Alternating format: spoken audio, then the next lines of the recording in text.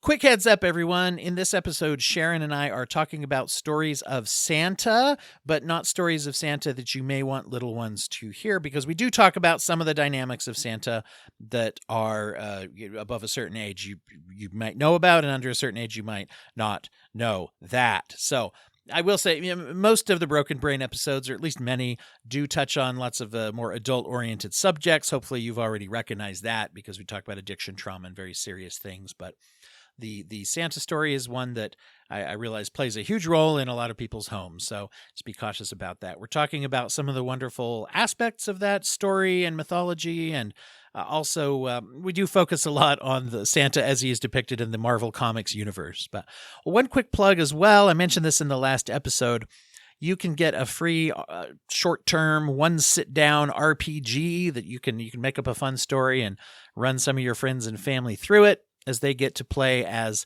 an interdimensional team of fictional Santas from Christmas specials and movies you may be familiar with that come together to rescue Santas in need. So this should be a structure you can use to make a little fun tabletop game for everyone to join. It only uses a regular die, or a D6, and some very simple dynamics that take about, 5 minutes maybe to explain, and are a lot of fun when you play. At least I hope you'll have a lot of fun. DwightHurst.com/Santa. Just click on it. You get the PDF. All right. Love y'all. Happy holidays. And looking forward to a great 2024 with all the brainiacs in the world. The Broken Brain.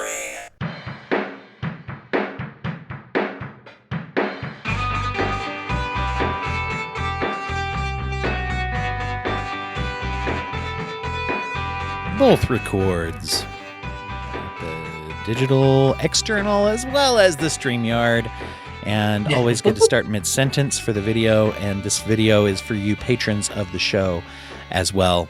And then everybody, welcome back to the Broken Brain. This is our it's a very special Christmas special this year. I always try to do something fun around this time of year. Christmas is the one that I'm the most familiar with, and I want to welcome everybody who, no matter what holidays you observe, or if you don't, who, whatever. But we're going to have a little fun today talking about Santa Claus in the Marvel Universe. Now, not in the Marvel Cinematic Universe, although I did read, I read an old review from, was it last year or the year before, when the Guardians of the Galaxy Christmas special came out? Yeah. One reviewer from a fandom page somewhere, I don't have it in front of me, he made a deal to mention that, or a point to mention that he thought it was a lost opportunity to introduce Santa Claus into the actual MCU, because they don't do it, whereas Santa Claus is a sort of interdimensional. And we'll get into, but right out the gate, we'll say Santa Claus is an Omega level mutant, one of the most powerful, apparently, mutants in the world. I am, of course, joined, as all Marvel episodes, by Sharon Blady. And thank you for being here, Sharon. How are you? Oh no, this is marvelous. It's wonderful. I mean, this is a whole other rabbit hole that I have to say was not my, one of my areas of expertise, and I love it. And I'm just now excited about how do I share this with my grandkids? Yeah. Okay, everyone, go to bed. Santa's going to come. And, it might be Dr. Doom. Once again, that's something I want to mention, too. Anyway, there's a lot to mention. My granddaughter will love, Deadpool saving Christmas. We'll just have to, again, as with Deadpool, it's always about, what's the G-rated version of this? Exactly. So, I want to, here's a way to kind of dive in as a little bit. And I want to let everyone know I was able to find and download some digital copies as we go through. I will let everybody know where they come from, if I remember. And I will definitely post in the show notes, if I remember, the issue numbers of the ones that I came across and cited. There's a lot more. I will say my main source of research, and for those watching the video, you can see at the bottom here, is fandom.com, and I'll put that link in the show notes as well. If you're just listening, it's marvel.fandom.com/wiki/Santa_Claus_Earth-616 close parentheses. Hit that 15-second button back until you get that all written down or tattooed on your arm or whatever it is, because it's worth it definitely to do a read. So that's where a lot of my Yeah, stuff. a lot of good links in there, and a good one-stop shop for a lot of this. Yes. Fandom.com is so dope for these kinds of things. I love it. So let's talk about the origin real quick. I want to mention that because in the Marvel universe, Santa is actually, as is not uncommon in the other Santa stories and Christmas specials as well. You know, you can see this in lots of different Santa stories and some others. But he was sort of created into existence by a combined belief in 3 different legends. And interestingly enough, as far as I can tell, these 3 legends are actually real stories to some degree, or not maybe true. Or they're tied into local. Like, I think that's what I loved about it was it's got the Saint Nicholas, it's got that here's the Christian origin story, and then it's got the and I would say what I love is the fact that it's the 2 pagan ones. So it goes into the old man winter or old winter, and then Odin. And the Odin story, and I had been more familiar with Odin and his 8-legged reindeer as the origins. That's right. And that part. I wasn't familiar with the story of him and saying, a good winter to all, and to all a good life. I think the line is. I didn't know that part. Yeah, that's and so there's all of these cool things in there that again, there's part of me, oh God, as the Norse mythology nerd, as one of my other I wouldn't call it prime rabbit holes, but secondary rabbit holes. I was like, how did I not know this? Isn't that it's so interesting? That's in the article too. Yeah. So the 3. Well, and I love that idea. It brings it all together. So it's the idea that yes, Santa is a human creation. Yes, and literally brings together the magic, which in some respects, really is what Santa is about, right? Absolutely. So the 3 figures that are highlighted is Saint Nicholas, Odin, and for those who aren't, and then there's also another possible origin of Santa is the Santa stories is that in pre-medieval Britain and pagan kind of traditions among tribes is that at some point in the wintertime, some of the elders of whatever village or community would dress up as Old Winter, an old dude who would come around. And if you were hospitable to him, the winter season would be kind to you. And, I think they'd exchange food and stuff, it looks like, from what I saw. So I guess, once again, from what I can tell with limited research that I did on this part, is that these are all actual stories that do tie into the origins of a Santa Claus idea. One interesting is that, we hit Odin and Old Man Winter, or that's the sequel to Old Man River, the song. No, but anyway, Saint Nicholas, apparently a real person. And from what I have read in the past is that, he really was a person, apparently, who would give money to those in need. He had some means to do so. He was canonized by the Catholic Church at some point. Oh, yeah.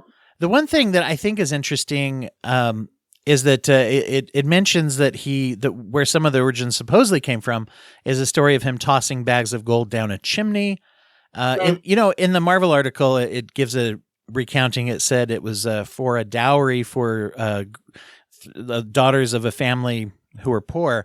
What I had read in the past was it actually was to prevent the daughters having to be economically forced into sex work, basically. I've seen other ones as well, and even the idea that even the Saint Nicholas as a sole individual was actually premised on 3 or 4 people in slightly different geographic regions that know by this name. So it's, and again, being raised Catholic, my God, like if there wasn't a Sunday school or a church sermon around this time of year that wasn't stuffing this down your throat in one way or another. So definitely familiar with that and the meanings behind them, in terms of everything from like the candy cane, and what the red and the white meant and all these other kinds of things. And so, it's interesting to take these things that are part of common belief and in some or more common, like I think, here in North America, we're probably more familiar with iterations of the Saint Nicholas thing.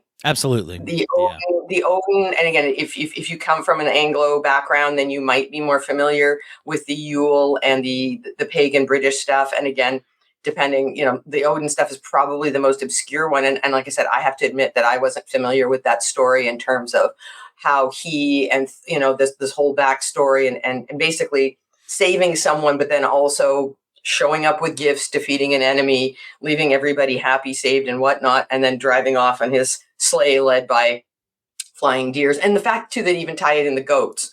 Like, that was the other part, that there's iterations of, well, did he start off, did Odin gift the Santa the goats first, and then that led to the reindeer or whatever? But just that idea of tying those in as well. So that was a whole new thing. And one of the things that I think is really nice about Christmas time in general, once again, my experience is with Christmas time, the Christian tradition, but I find that it blends together. Some people have an issue with it's like, well, Christianity co-opted some of the pagan things, which is true, but I tend to look at it through my own optimistic or different possibly way of looking at things, is that there's these beautiful traditions that are blended from cultures in a way, even if we don't always know, people don't know that, but when we know that, I find it's like you've got some of the more beautiful aspects of Christianity as far as the kindness and that type of, new life and surviving the winter, and then also some of the great aspects of those pagan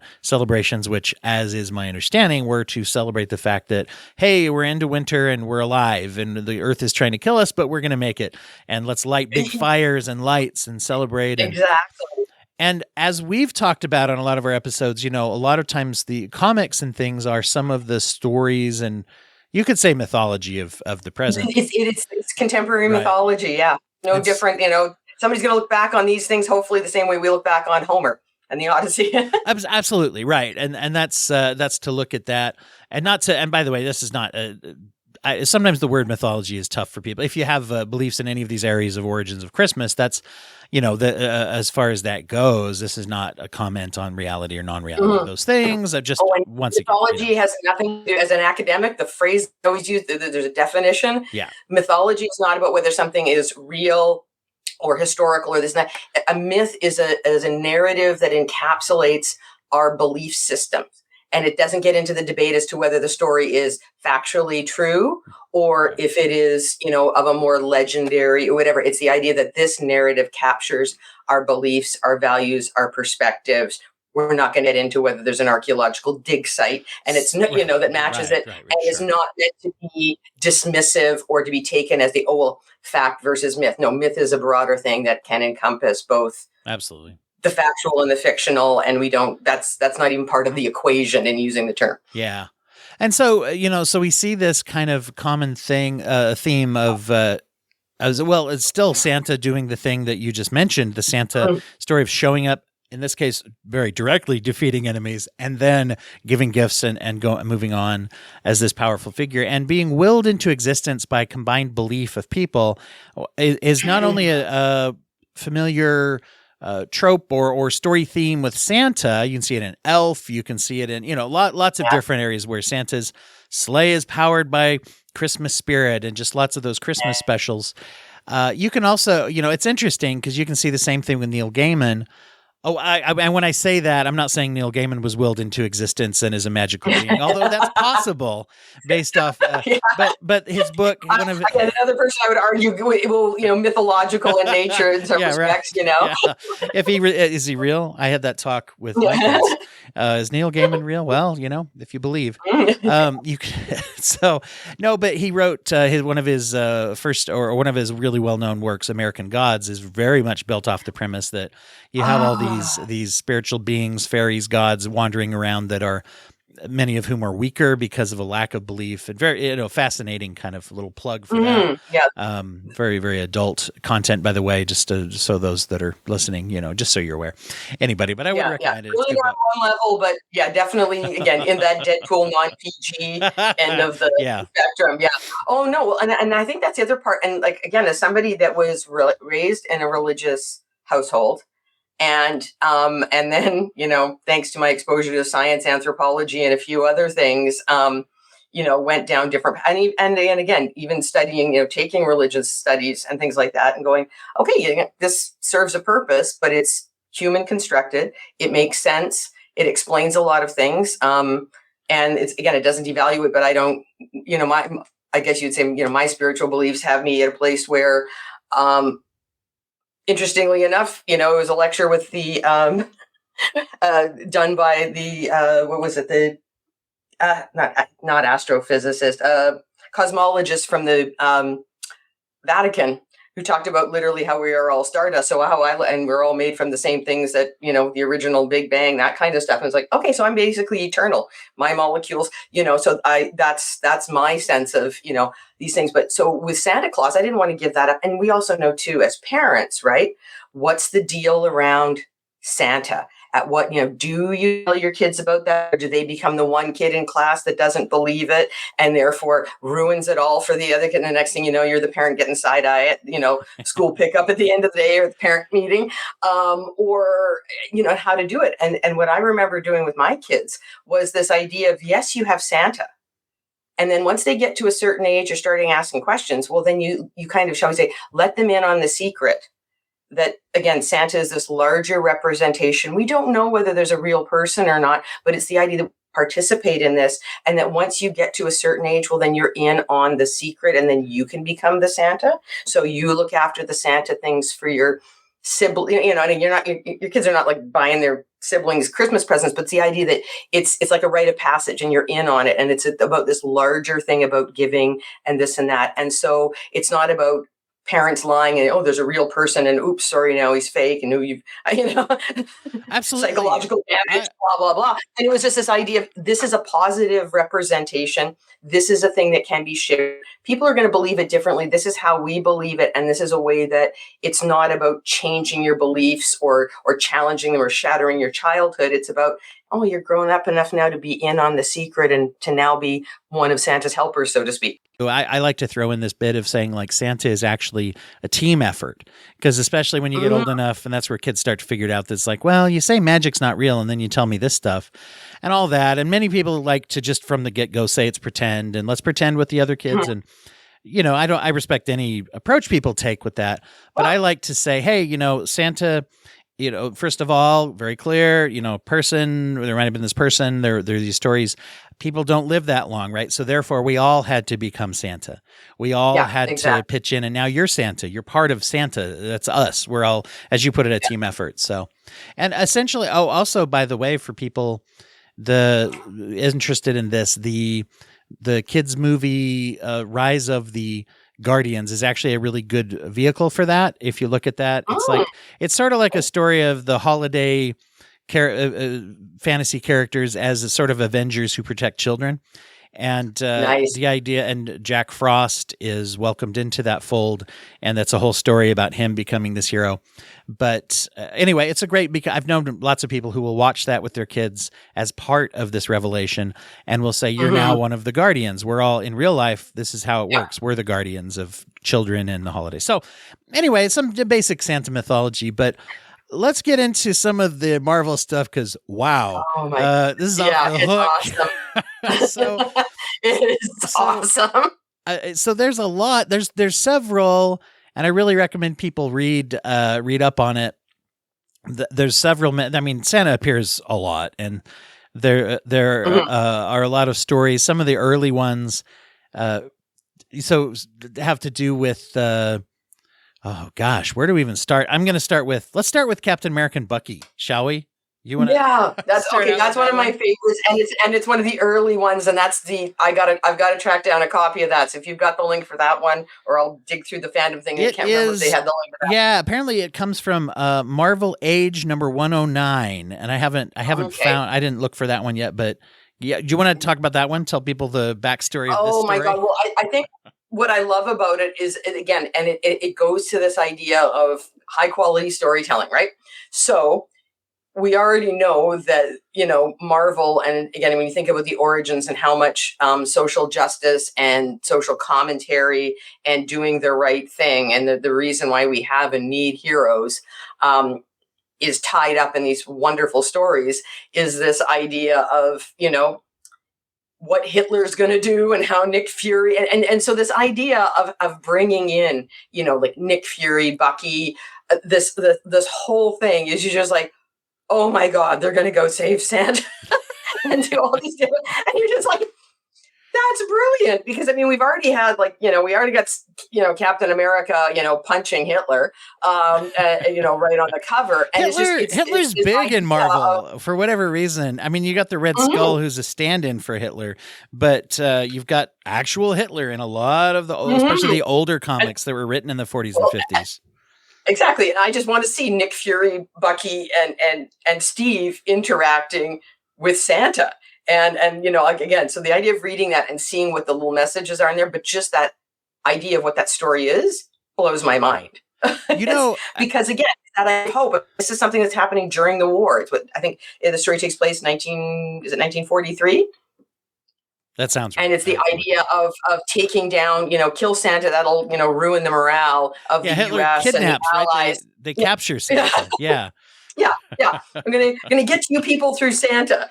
I mean, how much more, again, if you're gonna put this in a comic book without getting into the actual gory details of what's going on at that time, how can you express evil much more than kidnapping Santa? Yeah. I read a story and this was something where Jack Kirby, obviously very involved in Marvel in the early days, obviously, right, co-creator of most of the ones that we know, Stan Lee as well, but any comic fans know Jack Kirby too. But as a Jewish man, he worked a lot of stuff against the Nazis, and you'd think, and now, especially now, well, I shouldn't say nowadays, gosh, especially 10 years ago, Nazis weren't very popular. Anyway, but not to get lost in the weeds there, but apparently he did there's a story where he got a call from the secretary at Marvel, and they said there were 3 guys here, and they were Nazi sympathizers, apparently, and they were mad at him, and they basically said they were there to kick his ass or something, and they wanted to fight him. And so I guess, apparently, according to the story, he told the secretary, he just sighed, and he was like, all right, tell him I'll be right down. And he rolled up his sleeves and went down to the lobby, and they had left, as it turned out. But he was going to go fight these guys in the lobby of Marvel. He didn't say call the cops. He said, all right, I'll come down. Put your money where your mouth is. Yeah. So he was Captain America in that moment. Oh my God. Well, and I think that's the other part of it. It's like, they practice what they preach, right? Because that's been another ongoing theme, that there is no place for racism, hatred, any of the, anti-Semitism, you name it. Like, there's just no place for that in the Marvel universe and in the lived world of the people creating and perpetuating it. And so I think that's brilliant. Well, I think the other part too that I love within the Marvel Santa is the notion of, yes, you're going to see him represented a particular way, but in fact, he shows up to people based on however they would look. So in other words, skin tone is flexible, eye color is flexible, that the only thing really is, beard, old man kind of vibe, but it's there isn't one way that Santa is, that he's got that ability to appear to you however you would see him. And that's a beautiful recurring thing. I've said this before in the MCU. We see this in a couple of instances with Valhalla, with the Egyptian afterlife, with Rocket in the, Guardian of the Galaxy 3. It's a kind of a sweet notion that that there is such a thing, first of all, as an afterlife in the Marvel universe, and that it kind of is tailored around your expectations and your desires of what it can be to be. So, beautiful kind of thought. And I'll say, speaking of Hitler, while we're on the subject, one of the ones that I thought was interesting was this one comes from Nick Fury, Agent of S.H.I.E.L.D. number 10. And it was like on Christmas Eve in New York City, Hatemonger, who is apparently a clone of Hitler, was trying to, that's what the world needs. Right, exactly. And, was trying to terrorize New York City and basically running amok. And then an unidentified flying object showed up, which was Santa, who went through the air at unprecedented speed, according to this article, and distracted one of Hatemonger's pilots, who then crashed into Hatemonger's nuclear bomb. And so that was, Santa, man, taking it to the next level. So you cite a nuclear response, so to speak. Yeah. Oh, no, exactly. Like, it's just this idea of, well, and again, and that, just again, the idea that where his different powers come into this, what he's able to do, like again, that flight at the speed and looks like a UFO. Doesn't he also to basically turn the one in New York? Isn't that also where he turns the Mutant Brotherhood into toys? Oh, okay. So that one, yes, Oh, that's got the that one. later one, right? That comes from there's an annual Marvel holiday special, many of which do mention Santa. Yeah, that's from the New York. Right. Okay, again, this is all stories in my head no, right now. Yeah, that one is from, I just happened to write down this one because I thought it was cool. Marvel Holiday Special, the 1991 was the year of that one. And and Cerebro, which is a computer that can detect mutants that's owned by the X-Men, said there was a powerful Omega level mutant, the most powerful mutant ever registered by Cerebro in this version at New York's Rockefeller Center, and the Brotherhood of Mutants, which is, the obviously bad guys, that Brotherhood of Evil Mutants. That's, I always like how villains in these, they work evil into their name. The title, because you're going to have evil in there just to make sure, just for clarification. But yeah, Santa turned them into toys. And so and that's one of the things that's very interesting is his powers, like many times, obviously, with other characters, it adapts for the situation. But he has more or less, he does have in the Marvel Universe, he has a sack that is like an interdimensional pocket dimension kind of things. That's why he can fit so much stuff in it. He can bend space and time, but he's also powerful in the way of like he can transform obviously people into toys and other kinds of magical powers. This might be a good time. Let me find this. And that's the other part that I love. I think all of these traits that go with our understanding of Santa, and it's like, how is that a mutant ability? How is that a thing? This is again, so that idea of how he can change how he looks, or how he can, again, his longevity, his again, the ability to fly and teleport other beings, and again, how that would, how do you do it all in the time window that Santa would have? The idea that his powers basically get stronger as you get closer to Christmas, so that he can do that. Yeah. And, it's really interesting to see how they've played with all of those things. And like the idea of I automatically thought of like D&D and the bag of holding, right? There's another part too. And here's the idea that it's a tesseract that actually is a portal to a storage, a storage dimension, storage which I love. I love that idea. Exactly. I want. Oh my God, that's brilliant! Yeah, I need a few of those. And speaking of his powers, this might be a good time. I'm going to pop this up here for those that are watching. There's a little picture here, but basically it's Santa coming to the Avengers in this one issue. I don't have the issue in front of me on this one. I'll have to find it for the notes. And he shows up, and turns out all of his reindeer were Skrulls, and so he needs some help. Some of his magic is impaired, right? And so therefore, what he has to do is he asks them if he can borrow some, if they can help him, and they end up loaning him the Infinity Gauntlet. So what happens though is it doesn't go well, as it turns out. I have a picture of that here too for people, but so I'll pull that up for the, those watching. But basically what happens is that, so first of all, Santa is powerful enough to wield the Infinity Gauntlet safely, but it drives him insane with power. And here he is, for those that can see this picture, he's like, come back and take it. And they all converge on him. I will say, incidentally, speaking of comics, the way they work, they had to converge on him. They don't hurt him, but they are able to recover the Infinity Gauntlet. And then he's like, "Oh, I'm sorry about it. I got carried away."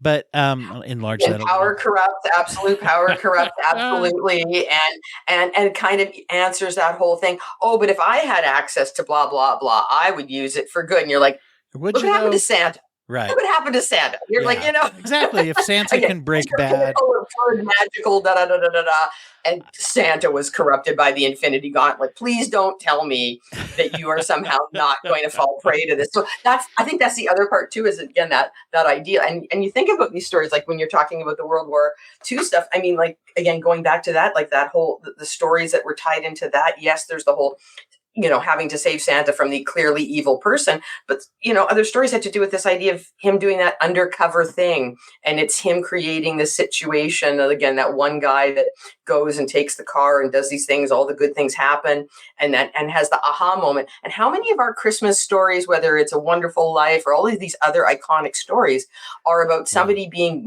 elf, all these different things where someone is given an option, a place, that this, whatever this being is, rather than just going in and intervening and giving them what they think they want and what they think will, or saying, you're a crusty old bugger and, da da da da. Like, again, it's not always, heck, even think of like a Christmas Carol, right? Like, yes, there's the three different ghosts, and yes, there's the clearly, shocking him, but it's that weird, there's still a roundabout thing where that person, it's the proverbial, you're leading them to water, and at some point that horse drinks and has the aha moment.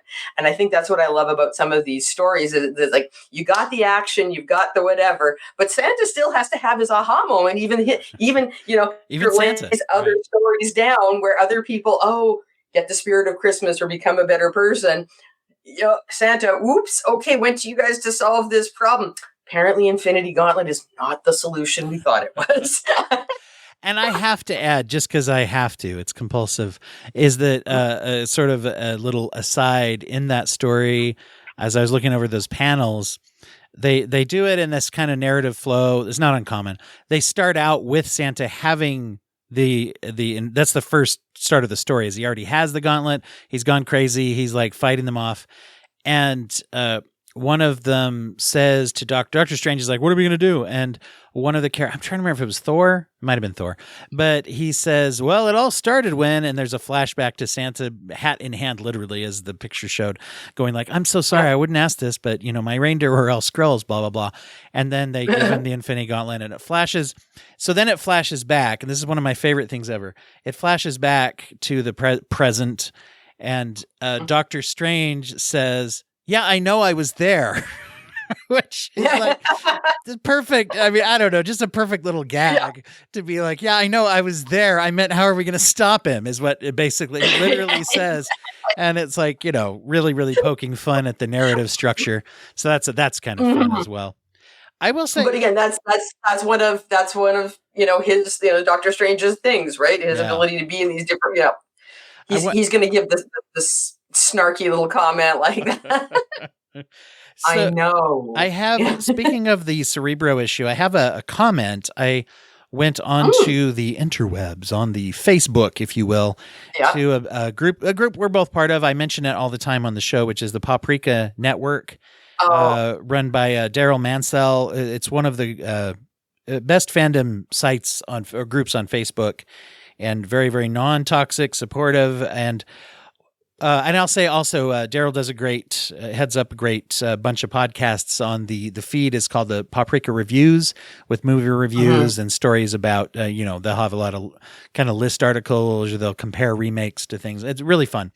So that's a plug there for that. So Zach Let or Leet, I apologize, Zach, if you're out there, if I didn't say your name right, but he was kind enough to respond to my query of if anybody had these things. So he shared this snippet, and the one we had just said where Cerebro finds, apparently the story there is called A Miracle a Few Blocks Down from 34th Street. It's by Scott Lobdell and Dave Cockrum, or the writer and artist. Anyway, so it says... he said this: while the X-Men were decorating their Christmas tree, Cerebro alerted them to the presence of the most powerful mutant ever detected. Turned out to be Santa Claus, who was in Manhattan at the time. So I just wanted to give a shout out to Zach. Apparently, also, this is a little tangent into the DC verse. This is another comment from Zach. He said, I'm not sure how my algorithm did this, but since looking that up, I've started to see DC Santa videos now. And apparently he fought with Lobo at one point. But anyway, Zach mentioned apparently Santa visits Darkseid once a year to deliver him coal, just absolutely trouncing Apocalypse defenses every time. And yes, that is canon. Oh my God. So that's a little glimpse into the DC. We'll see if Zack Snyder, Zack Snyder makes, that's in the Snyder cut, the deep Snyder cut, I believe, but we'll see if James Gunn makes use of that as well, now that he's over there. Oh my God. I wanted to, Oh, you go Go first. ahead. Oh no, you've got the arc here. Let's go. I'm just going to take down another neurodivergent rabbit hole. So Yeah, so I want to mention Howard the Duck Volume 2, Number 3. Where I was going to go Howard the Duck too. Okay, great, Jamie. I got it, and I have to just read some of this for people. So Yeah. apparently, I'll summarize a little. Santa was out of fuel for his sleigh, and then so here Santa realized when he was out of fuel that since gas rationing was in effect, he could not get enough fuel to return to the Arctic. Luckily, Howard the Duck was working at the quote to Hackenback taxi company at the time. He offered to let Claus use their pumps. Howard filled the tank. Apparently, the sled's running on gasoline in this version. Yeah, exactly. And then he and Carol Starkowitz, daughter of Claude Starkowitz, who designed the Iron Duck armor, this is really, went to the North Pole with him. Mrs. Claus mentioned that Pinball Lizard was, I'm not familiar with that character, but that he was not one I was familiar with either. Causing trouble. And then so Santa, Howard, Carol, the loyal elves, and animated toys, and a gun-toting elf named Sunquist from Florida, apparently, drove off Pinball Lizard, and who escaped via dirigible. So that is a small slice of that comic book. I did not download that one, but it sounds like I need to, because that's off the hook. And there are a few different things that get into how Santa powers his sleigh. And again, he's got to find alternate forms. He shouldn't be exploiting the labor. So there's some of them that goes down the exploiting the labor of the reindeers and exhausting them, or the fuel supply. There's another one with Howard the Duck that is the and again goes to that idea of social commentary and commentary in people, was the idea of demoralized by mankind's lack of faith and belief, how he sells out the franchise doesn't realize he's selling it off to Hydra. And so again, it gets into, there's Howard the Duck has been drafted to act as a mall Santa at a mega mall. And again, he, one of Santa's recruits a number of other Santa's helpers, which again, Howard, Vito Claus, Bubba Claus, Santa Clara, Klaus Setung, Santa Claus, and Willie Lumpkin Claus to prevent Hydra from ruining Christmas. And then ultimately Howard and, they basically, again, convinced Santa to renege on his deal with Hydra, and the various Santa helpers joined forces with him and the elves to drive off the commando corps of Hydra accountants. Oh my God. So, but again, like one of those things where you're like, okay, that's very of an error, right? I'm throwing my hands in the air. I'm going to sell it off to somebody. Oh my God, somebody's screwing the franchise and the branding up and that kind of thing. And there was another one too, and I'm trying to find it here. Oh, and I think it does have to, no, it's not Hydra this time. But again, similar kind of thing where it's, his lack of due to Santa's lack of expertise in business practices, one of the elves named Tinsel comes along and again organizes the North Pole's operations. He becomes greedy and he attempts to convince Santa to basically bring in outsiders to cut the costs. But Santa doesn't want to do this because, money was never his motivation. He doesn't want to sell it off. In retaliation, Tinsel spreads lies about Santa, causing them to the elves and causing them to turn against them, abandon the North Pole, and the operations in his factory obviously shut. Santa lets himself go, becomes manic, and again, everything, the North Pole is going to hell in a handbasket, pardon my French, and so now Mrs. Claus can't even stand his presence. And so Christmas comes and no presents are delivered, so a group of kids hire Deadpool to kill Santa. They seek revenge. Deadpool goes to the North Pole, confronts and battles Santa, but he can't bring himself to kill Santa. And then Mrs. Clark sort of explains the situation and what happened. So Deadpool, again, instead goes down to track down Tinsel, and surprise, surprise, it's Rocks on Toys. And where this is all located, where where he's moved on to, and now subjecting the Tinsel subjecting elves now there to corporate abuse. So Deadpool kills Tinsel, and the elves now return to the North Pole. And while Santa has gained his composure, he still needs to clean himself up because apparently he's really haggard and over the edge, and some of the images, again, not safe for child viewing. But he also has regained his lost weight. So Deadpool convinces him to, can I borrow the sleigh and go around delivering the presents that they've seized from Rocks on Toys? So the notion of Deadpool saving Christmas, after being hired to kill Santa. It's, there's I was able to interview the creators, the team of brothers, the created the movie Fat Man, which is there's a similarity, which is it's actually an R-rated property, and so if you want to see, it's a different take where it touches on some of the same issues. Where what if Santa existed in a world where it's kind of like the real world, where he had to worry about economics, and where apparently there is a history of people being that there are people who are violent and have attempted to kill him or whatever, and so he and his wife keep guns in the house, and he like has to do battle with Walton Goggins plays a hitman who comes there to kill him, and he doesn't he's not necessarily trying to be violent or kill him or anything, but they have a fascinating universe that they've created where he has to make decisions about possibly having the U.S. government help, but he doesn't want to do that because that's, anyway. So yeah, so there's some, and for all of my usual distaste of bringing R-rated nature to, sweet children's properties, it was actually okay, as far as that goes. And they had a lot of interesting philosophy behind it. So it's interesting where people will, I don't know. It was more like what the Deadpool, like tongue in cheekness of it, and less the Winnie the Pooh blood and honey stuff that I don't care for that. Yeah, exactly. Well, and it's interesting. It's funny you say that too, because you reminded me of a recent movie that came out with Dave Barber. I think most folks probably know him from Stranger Things. Well, and also the Black Widow film. Oh, this is where Santa is like killing folks, right? Yeah.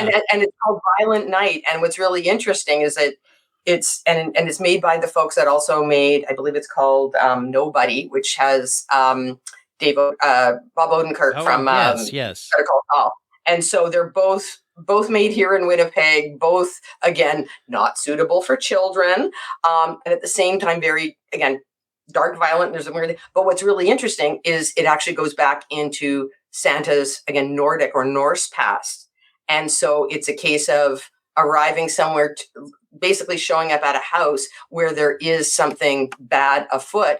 And literally, and he's been feeling his own, like, I'm just not into this anymore. It's the same old, yada, yada. And it basically taps into it. And you find out how he was basically a Norse warrior. And so he literally, Santa saves the day. So yes, it does go down the wacky, again, gun toting, yada, yada, yada. Defending children and that kind of thing. Yeah. Interesting. I mean, that one looked a little too stout for me, a little too harsh for me, but that's interesting to know that it had that. And again, it's one of those things where on one level, it's got all the right things about Santa, but yeah, they've done it down a very different path. And I mean, it had to do, our watching that and the related one with Odenkirk were because they were both done here, and people we know in the film industry. My son's part of the film industry here. It was like, a lot of it is honestly, oh, so-and-so did this or that's a friend of mine played one of the people who was quite bummed out because, he wasn't in the scene that involved one of the times where in, again, this flashback, you see Dave Barber like swinging an axe and he was supposed to be the victim, but you never see the actual, but I was dressed up and that. But it's this idea that, like with Santa, there's a lot of room. And sort of like with the Marvel Universe and these different heroes, you can have your Spider-Man and, I can read this to, my grandbabies and this and that. And at the same time, you can go to the realm of, Deadpool, Punisher, and all these other things. And so there's something there for everyone. Yes, and the majority of these do seem... The majority of these do seem to preserve a bit of the innocence of Santa at the same time as... So you have both sides, yeah. Well, and the part that was interesting about this was from that Nordic warrior perspective. It wasn't about just being a bloodthirsty whatever. This was about, seeking justice. And this was about, I shouldn't really have to go do this, but somebody's about to hurt a child. Yeah. That's not happening on my watch. We'll get the gifts out later. And I'm going to give the bad guys their due. So screw a lump of coal, Yes. So Darkseid gets coal, but these guys get wrecked. Right? Yeah. I get you. Yeah. So that's the other part. So again, not appropriate for everyone, but it just shows that there is this, Santa is one of those characters that you can go to the different place, and it doesn't always have to be Hollywood saccharine, whatever.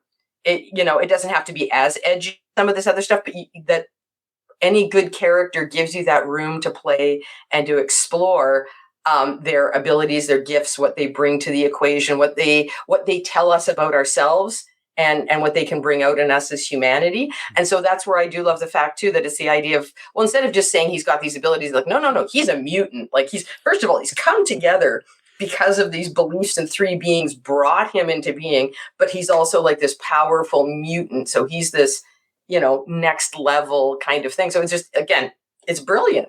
It's because that core story is there. It goes to how the story, the mythology can be adapted. I mean, so you can have the Miracle on 34th Street, Richard Attenborough, really touching sweetness, or you can have the Home Alone style super murder from David Harbour, and it is interesting to see how you can adapt this kind of thing. And people do tend to try to stay true to this idea of protecting children, and whatever.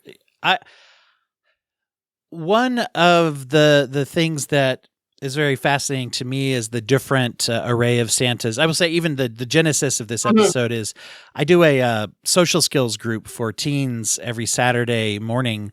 And one of the things that we use a lot of, we use RPG and gameplay, card games and things, but also like every other week, one of the dads of the kids in the group comes in and does an ongoing D&D campaign where the kids have to socially role play.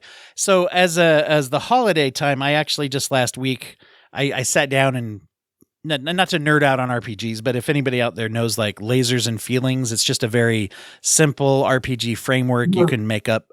So I actually did one I call A Bunch of Santas, and I pulled literal Santas from fiction and had the kids sort of play these Santas. And once again, social skills, they have to like talk out, I want to do this. Okay, well, say that, you have to tell everyone. And anyway, but it was a lot of fun. And one of the interesting things was I was pulling from and giving each of the Santas magic powers. And it was kind of, let's say low key. It wasn't like violent, but it was like try to rescue the Santa from Nightmare Before Christmas from Oogie Boogie. And it's a little more, daunting, or he's trying to catch Santas and such. But anyway, the whole point that I'm trying to get at is that, it hit me of like, oh, wow, you've got all these different Santas. You've got the Rudolph the Red-Nosed Reindeer Santa, who's like, when he's skinny, he's grumpy. When he's chubby, he's jolly. You've got Mr. C kind of from the Polar Express. You've got Noel was a property where Santa's daughter is taking the helm. Santa Claus, obviously. And I think there's like 15 of those now in a TV show, but anyway, it's just very fascinating how you see Santa embodied. I want to share one of my favorites. This one comes from during the research for this. This one comes from Marvel Holiday Magazine #4, where Dr. Doom. I'm going to bring up this little image for people. Dr. Doom actually fills in, and this, by the way, this is the first section of this holiday special, where Doom actually steps in for Santa, and this whole story is in rhyme. So in this panel, you can see he puts on a fake beard also. So he's committed. I mean, Dr. Doom is into this. I'm going to try to read this for those who can't make it out, or if you're just audio listening. Okay. So Dr. Doom, picture big old Santa suit. He's got still the big green cape, but fake beard and mustache and Santa hat, bag of presents slung over his shoulder. And he says, "Prepare yourselves, creatures. Away we will zoom. I'm the new monarch of Christmas. I am Santa Doom." Anyway, and so the whole thing rhymes. The whole thing is in rhyme. And which plays into that thing of how many Christmas things are like that? Like, how many stories, how many poems, how many Christmas things that we're familiar with are in rhyme. Yes, exactly. Oh, and my favorite piece of the whole thing is he does run into the Avengers, try to shut him down. Because I think they assume, from what I went through a little quickly in preparation. So, but what I got out of it was that they assumed he was up to no good, and his evilness kind of kicks in. And Santa, by the way, the reason he's filling in is because Santa's laid up with a bad back or something. He's laying in bed and he's like, well, I guess he'll do. I don't know how, I don't know why he has Doom's, contact info or what. but he Yeah, exactly. tells Not the guy you'd call in to fill in. It was one thing when Deadpool had to step up or felt himself compelled to. But yeah, this was it's not the guy you got on your Rolodex with, hey, I'm down with my sciatic's acting up. Go yeah. call, I Victor and see if he can shit for me. I don't know what, maybe they're connected on social media, maybe Blue Sky, who knows? There's not many people on there, so maybe he found him. But I'll put this little picture up here too. At the very end, Santa had promised him his heart's delight, and somewhere along the adventure, as Doom has an interaction with a very much Grinch, Cindy Lou Who style interaction, he is reunited with a teddy bear. And so there's this last panel. What was his heart's desire? We'll never tell, but suffice it to say, all's well that ends well. And here is Dr. Doom literally cuddling with an old one-eyed teddy bear thing. And so speaking, going back to that sweetness, so to speak, you can even get Dr. Doom, who, man, everybody's sure pining for no pun intended with the Christmas tree, but pining for Dr. Doom to show up in the MCU. And I don't think any of them are. I haven't seen anyone mention that they want that story necessarily to show up. Yeah, exactly. The Santa version is not going to be his entry into the MCU. But again, think about what that plays into. That in the same way that, oh my God, even Santa can be corrupted by the Infinity Gauntlet. Even Dr. Doom can, do these things. And then again, how often have we talked about, the notion of somebody going down the wrong path based on childhood trauma or, that kind of thing, where there's something where there's that, here they were in the past and somewhere along the line, something got broken and didn't get healed. And so it's like, okay, if there's, Doom cuddling a teddy bear, we know that there's a hurt child under that hat. Well, and you know what? Hey, maybe if they do another Christmas special, doesn't Dr. Doom? I'm not a huge Doom head, but as I'm learning more about him, I believe he's one of those, like the best villains who's kind of this narcissistic, I think I'm doing good in the world kind of jazz. Yeah. Like a lot of Marvel and villains. But I mean, well, I just apparently all have a problem with my methodology. Yeah. All the what ifs. It's still genocide, Thanos. It doesn't matter what your end goal is. I know we talked about this on our episode about What If, and I've been open. What If is not my favorite of the Marvel shows, but one of the episodes I did like was when T'Challa becomes Star-Lord, and he reforms Thanos. But one of the funny things in that great little bit is that they keep cutting to Thanos talking to people like at a party. And he's like, no, it's not genocide. Let me explain why. It's random. So he sounds like one of those dude bros who make the coffee mugs that's like, Thanos was right, So clever. Exactly. But no, you're misunderstanding me. And it's like, no, 50% of the population, that is just not cool. Like you can, your intention versus your impact, or I get what you think you're doing, but so, yeah, but I think that's what I love with these is that they play with those things. They play with the larger tropes, like that idea of the whole rhyming thing, Yes. Almost like a 'Twas the Night Before Christmas dealy. Yeah. Yeah.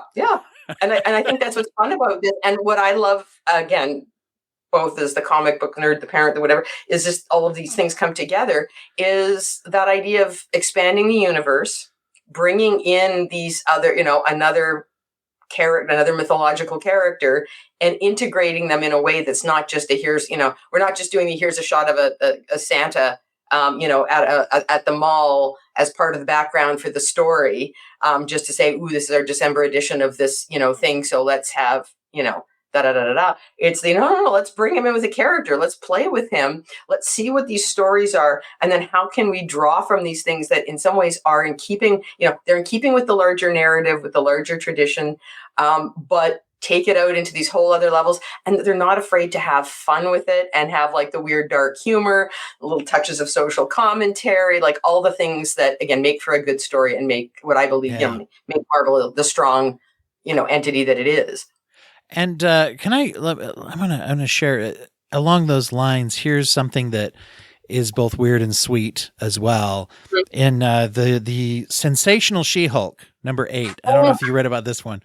Apparently you've got She-Hulk as her in her duties as an attorney and sometimes as a obviously crime fighter, and I believe there's some bits where she does investigative work as well. In this case, she's investigating a murder, and she ends up having employing a private detective who's a funny little man in a red suit who is actually Saint Nick.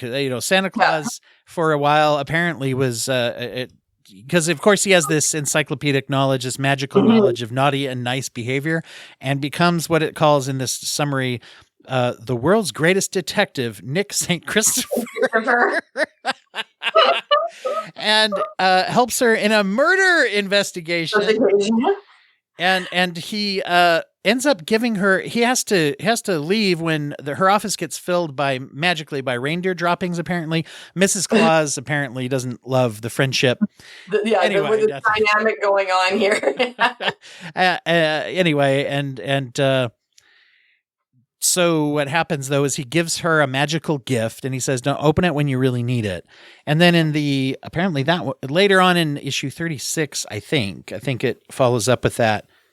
She at the time in the storyline is trapped as she can't change back to regular Jennifer, and she opens the present, and it allows her for one evening to transfer back. And so she has a Christmas evening with her father.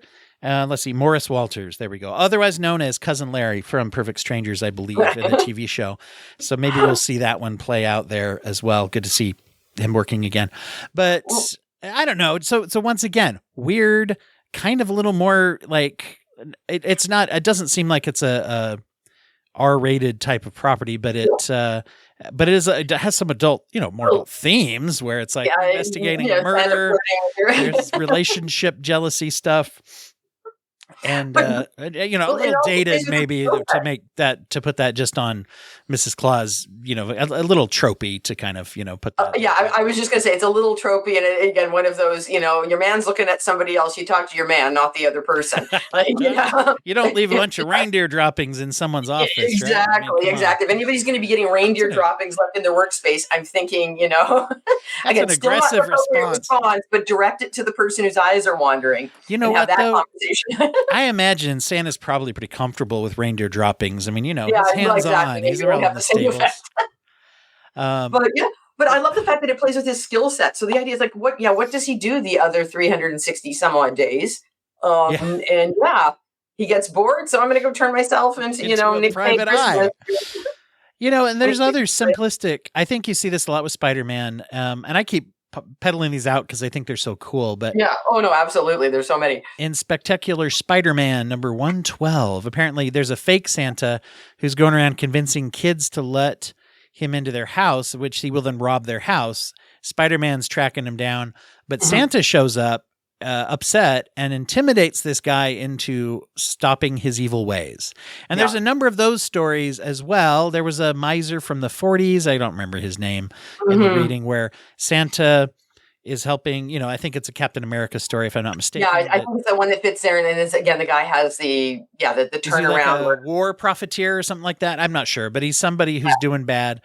And the interesting thing in that one is that Santa gives him a gift, which is the first gift he's ever received, right? And so then he has a change of heart. So when I think that's probably more in keeping with our traditional feelings about Santa, is to say, here he's going to fight his battles in a way that is, once again, transcendent and brings out the best sides of the roots of the holiday. I'm laying the path so that you can have I'm taking you to the water, hoping that you'll drink and have the aha moment and change your ways. Yeah. Which is, again, definitely much more traditional. And I can see why, it makes sense that it's the more common version. And that's what I love, is the fact that it's these other occasional, really off the hook. Okay.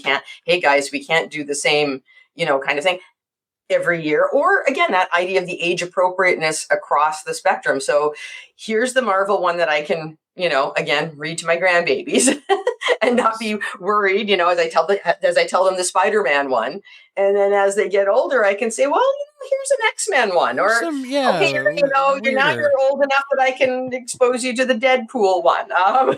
But you see, there's still a continuity there. It's just getting a little edgier and quirkier along the way. Yes. So I wanted to touch on a little. Do you have any other favorite ones we want to highlight from this? I don't want to step on the weirdness of I mean, like I said, there are just like I think we've covered all of the big ones. Again, like I said, the tinsel and the Nick Fury were definitely I think we've covered all the bases. So go ahead. So I have a couple of quotes I want to share. These are not from comics; these are from other properties.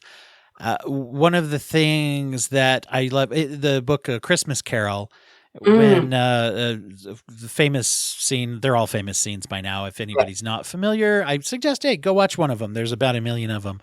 Muppets is my favorite. But there's a quote where Scrooge's nephew, who's inviting him to a party for Christmas, his family party, and he says, like, he's humbugging and all that, Christmas sucks or whatever. And people suck in general, whatever. And Fred has this wonderful thing where he says that it's the one time of year where we acknowledge that everyone around us is a fellow passenger to the grave. In other words, we're all human beings. Maybe a little dark, but for the time, maybe not as much. And I think that's a powerful image of what the time of year, regardless of how you observe, is supposed to be. The other quote that I have is from Richard Attenborough's character, Kris Kringle, from The Miracle on 34th Street, the modern reboot. Well, I say modern. It's like 20-some. Is it like 20 or 30 years old at this point? Yeah. But I don't want to do the math because then it'll reveal how old we are. Exactly. I know it came out well before my son was born, and he's 20. So anyway. So there's a quote where he's talking to the woman at Macy's. I don't have her name in front of me, or the actress or the character, but who is talking about the belief and how Santa's a little silly kind of a thing, and why are you acting like you're him, blah blah blah. And he says this quote: "I'm not just a whimsical figure who wears a charming suit and affects a jolly demeanor. I'm a symbol. I'm a symbol of the human ability to be able to suppress the selfish and hateful tendencies that rule the major part of our lives." And I like that. I like that thought. And if you think about it, once again, the aspirational pieces of what it means to have whatever beliefs anybody out there has, and whatever, whether it's spirituality or just humanistic or some combination of both, like I think a lot of us maybe are nowadays, to look at this and say, this is kind of what we're shooting for, just in general, right? And I think people are trying, no matter what the property is, it sounds, they're trying to tap into some element of that in one way or another. Yeah. And I think that's what he represents. And I think that's why he's such a good fit. Like, bringing Santa into a comic book universe is a good fit. It's about heroes. It's about trying to tap into the best. It's about facing challenges. It's one of those things that, there may be, different, religious or spiritual associations, but as we can see from the, from the origin story that, Santa draws from a bunch of places. So no one dog has, cornered that part of the. I mean, I'm not going to use the dog peeing on that analogy, but nobody owns Santa, so to speak. Yes, we can have. Sorry, I was going to go to dog in the fire hydrant analogy, but it's probably. I mean, it's a little less. You're taking a little bit less of a liberty than Violent Night did. So I think I think you're well within. But it's that idea that we have this association that it is. And yes, there's no denying the, and you can get into all the arguments around Christian appropriation of that's not here or there at this point. This is the idea that this has become something that's universal. You can debate the good, bad, otherwise, or whatnot, but the ability to take it now into the 20th and 21st century, where people have said, okay, well, if this is going to be universal, then how is it universal, equitable, and represent universal values of caring, compassion, sharing, giving, all of these other, supporting others. So again, the origin stories that are there are all about, again, giving, positivity, And the fact too, I would even argue sort of a generational thing. This is all about older people looking after younger people, and that notion of intergenerational responsibility and nurturing hope in the next generation by supporting them, loving them, and modeling the behavior. So even going back to what we were talking about in the beginning as parents, and how you integrate Santa into your larger set of family values as a part of the, well, now you're part of it. You see how you've been on one end of it, and now how this is a cycle or a pattern of positive, healthy responses. Can it, like anything else, go off down a toxic path of commercialism, yada, yada, yada? Yep, we can all infinity gauntlet it as well. But we can also be the Deadpool or the Doctor Doom that has the aha moment and bring it back home. Be the Deadpool or Doctor Doom you want to see in the world, I think is what Gandhi said. At least that's the quote that's attributed to him. It might have been someone else. Wow, it's been so fun as always to analyze this. And I gotta think about the title of this episode again, because we've gone so much into all the various mythologies and feelings about Santa that, beyond just the Marvel, I'll try to get that across to people in the beginning so they know. But anyway, but for those of you out there that tuned in because you love Marvel, and those of you who just tuned in because you love just the Santa, or you were curious, or it came up in your feed and it was autoplay and you were driving and didn't feel like messing with your phone, whatever the reason, or maybe you just love Sharon and I, which is the right reason. It's the reason for the season of the show, but not, whatever. So I really appreciate everyone out there for doing this. And I hope that you have a happy holiday time, and whatever it is throughout the entire year. I hope that people will do all the things you're supposed to do, which is trying to be good and to have family and friends and have those things, whenever. I want to give one little plug and I'll ask Sharon, you can do this too if you want, but as far as what does the season bring up as far as chances to give back to your community and things, this one's a little different. I mean, this is different because I'm going to kind of answer that. A thought for the holidays is a lot of people get energized to do things to help out the homeless, or to go to, like, say, food kitchens and places where food is free. And that's a great thing around the holidays to do. You can teach your kids about that it's not just about getting stuff. But I want to throw out one little thing that someone told me when I used to weekly bring some kids to a food kitchen or soup kitchen from a residential program I used to work at. And the guy there, he told me a couple times, he said that it was great around the holidays to have people come in, Thanksgiving, Christmas, and here in the U.S., Thanksgiving. Yeah. I assume. We do something similar here, yeah. Right. He said it's great, but he also added that every single Friday, Saturday, Sunday, throughout the rest of the year, it was so hard to get people that sometimes it was just him and a volunteer, regular volunteer running it. So there's like just a handful of very, very small group of people.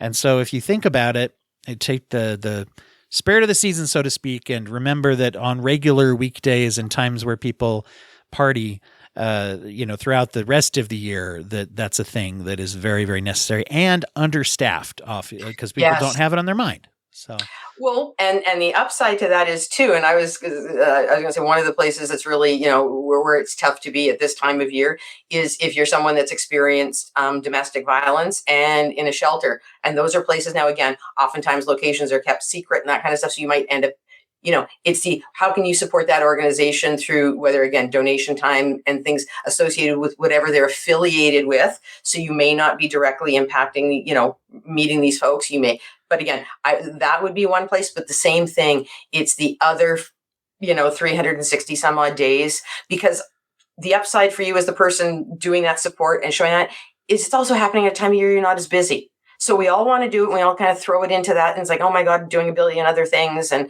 I managed to fit this in. It's like, hey, guess what? The other 51 weeks are a little lighter load. And that it's hard for somebody in these places.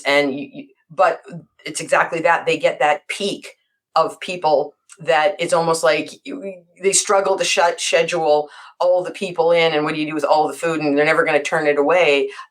But 2 weeks later, crickets. Yeah. And It's such In an Winnipeg, it's interesting. colder 2 weeks later, and people are going to need more food.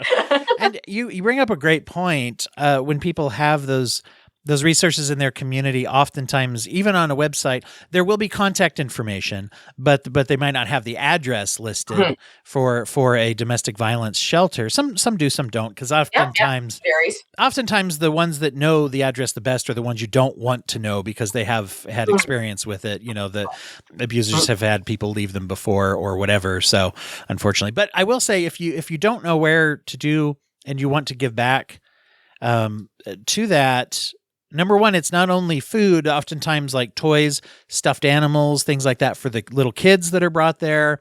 Sometimes they have long-term housing and people have other needs. In fact, even I know of and thankfully he knew where it was because a counselor friend of mine that he bought just for his own private practice office, he bought a computer monitor. It didn't have the right connections. And so rather than take it back to the store, it popped in his head. He called someone he knew on the local, domestic violence council and said, "Hey, do you guys have a need of this brand new computer screen?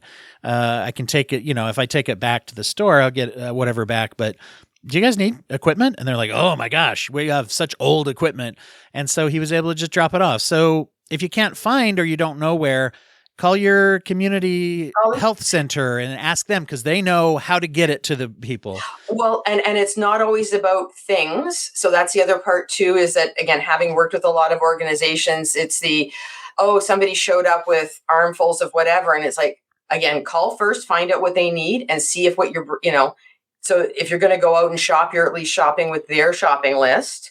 Or sometimes, and this is the other part that's interesting, is that there can be requirements or considerations that you might not be aware of, and that thing is not the right thing. So a lot of times it's about, can you make a donation of your time or some money or something? So it's that the best way to meet somebody's needs is find out what they actually need. So contact the organization, and you know what, they're going to appreciate, what you bring to the table, whatever it is, far more if it's what they actually need, as opposed to the, "Oh my God, we just got 30 dozen more X." And we, I knew of one shelter that literally had the room of things, and they were all well-intentioned in terms of their donation, but they were not what was needed. So go to their websites and see, and they might be doing for something like a pajama drive, but they're going to say, but it's, bring these kinds, and it turns out it's because it's the thing where they're more likely to be able to get, shall we say, one size fits all. Or people will, a lot of times it's toiletries, and it's like, oh God, but you don't know what people, like I come from a family where people have got a lot of different like psoriasis or skin issues, Absolutely. Yes, the women need toiletries, but that perfumey thing, yada, yada, yada, bath bomb may not be appropriate, and it could end up in that room. So it's find out what people need and share it out the other 51 weeks of the year. It makes it easier for you, and that's what's really going to, again, carry the season, carry the spirit of Santa in whatever form all year round. Absolutely. Great point. And doing what we think will help. We have to be careful that is, because that can become just about us and our feelings. Whereas finding out what will actually help also helps the others. So, all right. Well, Sharon, thank you for jumping on. Kind of when it was last minute, I will tell everyone. I was like, "Hey, I have this idea," and Sharon was like, "Yeah, sure, I'm down," which are always good to do, and I appreciate that. And so, everybody out there, thank you so much. Have a happy season. Have a happy day. Thanks for listening. Bye.